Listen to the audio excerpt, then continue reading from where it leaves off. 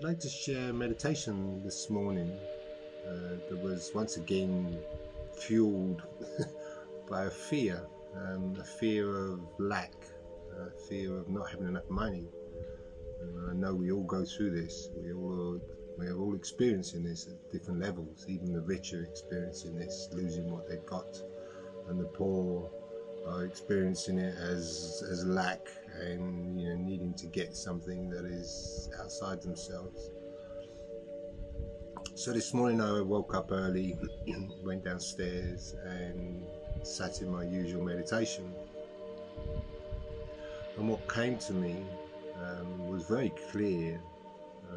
Once I'd left my body and I saw myself outside my body, once my mind was now clearly outside the body, and was not limited by the confines of the body.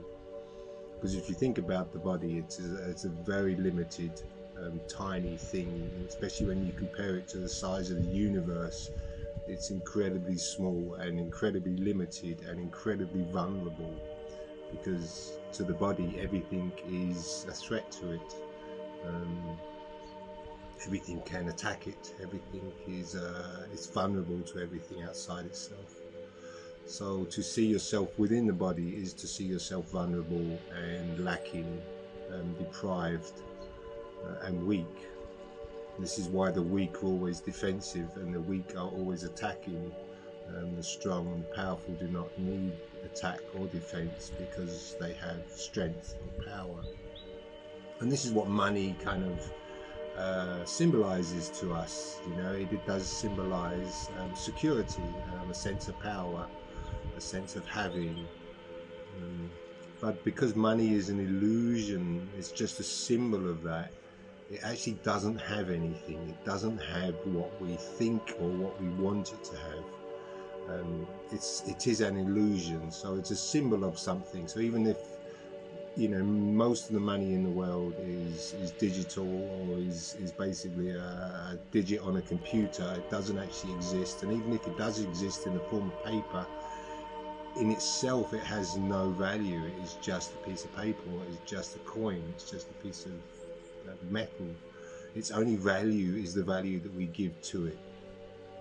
But when we're giving value to really what is nothing, what are we left with? We're left with value in nothingness, and therefore we're blessing nothingness with life, with power. But nothingness, we cannot enliven nothingness, we cannot empower nothingness. So we're always left feeling empty and deprived and lacking. Even the rich experience lack constantly. So in this meditation this morning, once I had left my body and I saw myself outside the body, and I saw that I wasn't the body, and I wasn't even in the body, and I wasn't even here, here as in the physical, that actually I was outside the physical. I was expanded into the consciousness of the universe. I was far greater, far more than what this body image is. Then I could see that the abundance and the power of abundance and the power that comes with feeling safe, with safety, was not in the body. It was beyond the body. It was outside the body experience. It was a power that is really, it's the power of creation. It's the power of God. And when we are aligned to that, and when we are connected to that, we are in a place of abundance, and we are in a place of power. So we do not need to defend ourselves from anybody or anything, and therefore we do not need to attack anybody or anything, and we're not deprived of anything, because our minds are creating. So they're creating abundance all the time. We are projecting that abundance or that power onto something like money, which is just a symbol. We are creating nothingness, and that leaves us feeling empty and lacking. So once I saw that that the abundance was not in the world, it was not in the money, it was not in, you know, what actually brought it up for me was because I invested some money into some crypto, and the crypto has just completely crashed for me. You know, like 95% of what I put in is gone, you know, so far. Doesn't mean it can't come back, but it's gone at the moment. And that brought up a lot of anxiety in me and a lot of fear, because, you know, I also need money. We need money for our family and to buy things and do all these things that we're doing. But when I realized that actually it wasn't that I wanted, it wasn't the crypto that I wanted, it wasn't the money that I wanted, it was actually the power of God that I wanted. That was where the abundance was, and that was where I needed to find it. And I wasn't going to find it in the body, I wasn't going to find it in the money or in the material aspects of the physical world. I was going to find it beyond that, outside of that. And so once my mind had expanded out into the consciousness of the universe, I could see that the power lay in God, in the creative power of a loving creator, and that I was already blessed, that I was already gifted everything, that there was nothing lacking, and that the only lack and the only time I ever saw curses laid upon myself in the form of poverty or whatever, or weakness, was just a misperception, was that I wasn't seeing myself truly, because I was viewing myself as a body, I was viewing myself as a physical being, and trapped within that physical being I was limited and I was weak, because the body is weak, you know, as much as we pump it up and we, you know, make our muscles big and we do all these things to make it feel powerful. You know, women make themselves look beautiful and men pump themselves up into Greek gods. All the time we're doing that, we're actually, again, we are trying to empower something that doesn't actually, is nothingness. It doesn't actually exist as we think it exists. The body is an amazing experience for us, but it is not who we are. And so to see that within this meditation this morning, I could realize that I wasn't after the money, and therefore the money lost its value to me, lost its power over me. I wasn't disappointed anymore. I was actually seeing myself already blessed. And it was that when the fears just completely disappeared. And once I'd seen that,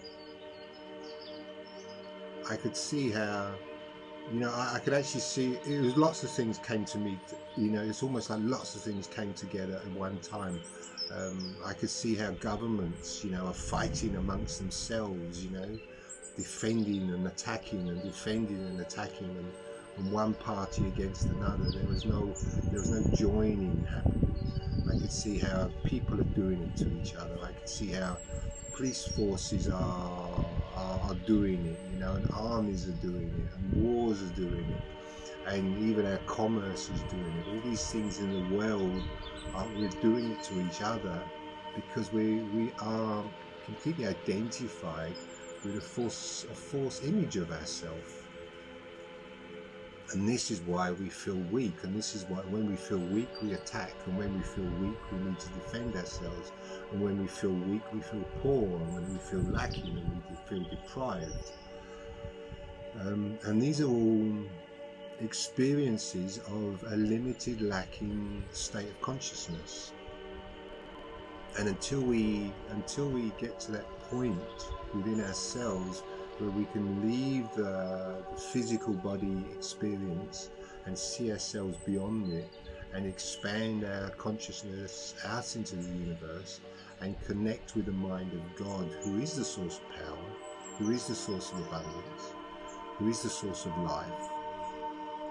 And that is actually the abundance that I want, you know? And once I could see that, like I said, the fears just disappeared. because I wasn't now associating abundance to money. I wasn't now associating abundance to needing to save the body, protect the body. I wasn't being fooled anymore. I wasn't deceiving myself anymore. So this was a beautiful meditation that happened this morning, and it's actually been happening over a few days. It's been kind of like building up, and I've been experiencing a bit more and a bit more and a bit more. And then this morning it kind of like went a little further, but then it also kind of just showed me all these other things as well, how we're doing it to each other in the world, in the way of our politics, in the way of our laws, in the way of our commerce. And we're all looking for abundance outside of ourselves, but the source of abundance is actually inside. And we were created blessed, and that the life that we are is actually the creative life of God. You know, I don't want to say God as in a person, but it's a being. It's a being that is all loving, all powerful, and all giving. And we are part of that. That is the source of who we are. And to recognize that is the source of our abundance. So, you know, like all these fears about, you know, the money and not having enough money and not having enough this and not having enough of that are all part of the deception of the mind when it's limited by basically the egoic mind. You know, it's the hellish mind. It's the mind that sees itself outside of God. It sees itself as fallen, really. It's fallen into darkness. It's left the light. Which is also like what I spoke once before about Lucifer. You know, Lucifer is still who he was created to be. He's still the light of God. You know, he might have deceived himself. I'm saying he because it's just a symbolic story. But he might have deceived himself, but he's still the light of God. He's still who he was created to be, and he's still blessed. And so nothing has actually changed except his belief in deception. And that is what we're going through. We're falling into darkness. We're falling into deception. We're deceiving ourselves.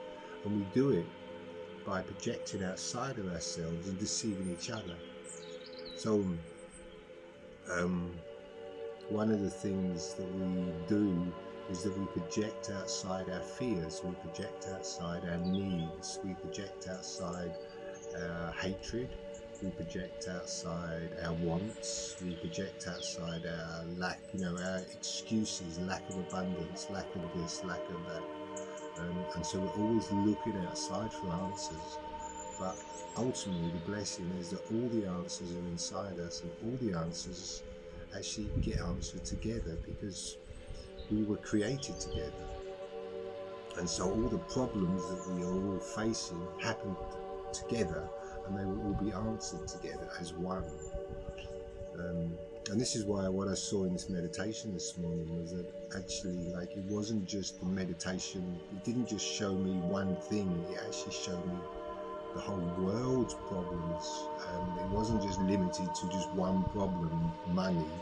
It actually showed me the problems within governments and politics and all these systems that we put in place, trying to defend ourselves, trying to protect ourselves, but actually they're not doing what we want them to do because we are projecting onto them qualities that they can never have.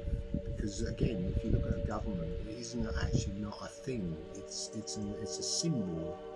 It's actually a belief, and so it's a group of people coming together with a similar belief. But it's the government is actually a belief. And when we're projecting onto that security, safety, values, then we're projecting onto nothingness. What nothingness cannot contain. We're trying to enliven nothingness. And that is, it always leaves us empty. It's not that we can't have systems in place that manage things, or, you know, like one of the things that I saw this morning was that we you know, like, instead of projecting onto governments, I'm just talking about governments because it's an example, or police or whatever, laws, instead of projecting onto them what they can never actually contain, what they can never have, what they can never do, what we do is we just we just create systems that manage. We have managers instead of we have politicians that have power or have positions of authority. We actually just have managers that manage different departments.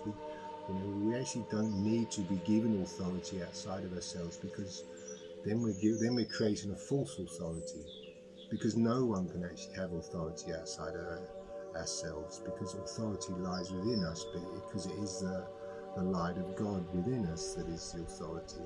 And when we listen to that, we gain knowledge, and we gain understanding, and we gain truth.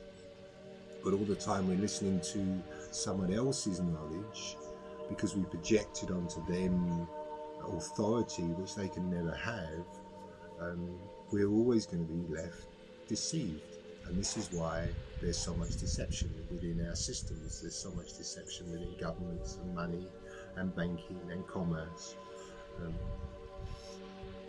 And this is all part, there's one problem of feeling lack with money this morning and having this fear coming up. It was almost like all these things just got answered together, because they all get answered together, because the problem is just actually one problem. It's we have forgotten who we are. That is in itself a curse, to forget who we are, if we are created as God's created sons and daughters. To forget that is to be cursed, and to lack and feel deprived and feel vulnerable. But to remember that is an incredible blessing that changes everything in the world. And I think this is what is happening. I know it's happening for me. I feel completely different about myself and about life over these last few years, and it's kind of going up in levels. But it's also happening for everybody else, I believe. Some people more so than others. I'm constantly blown away by the beauty of people, by the goodness of people, by the willingness of people to help. I think we have a belief that we were taught that we're all bad, and that we cannot trust each other, and that we are born in sin, and we're all born guilty. These are not true. These are just not truths. We are actually all born, created by a loving creator, and we are created like that loving creator. And to remember that is only a blessing. Everywhere I go, I feel only blessed by other people, because everywhere I go, it feels like everyone just wants to help, everyone just wants to share, everyone wants to do the best they can. And that is what's bringing me my abundance.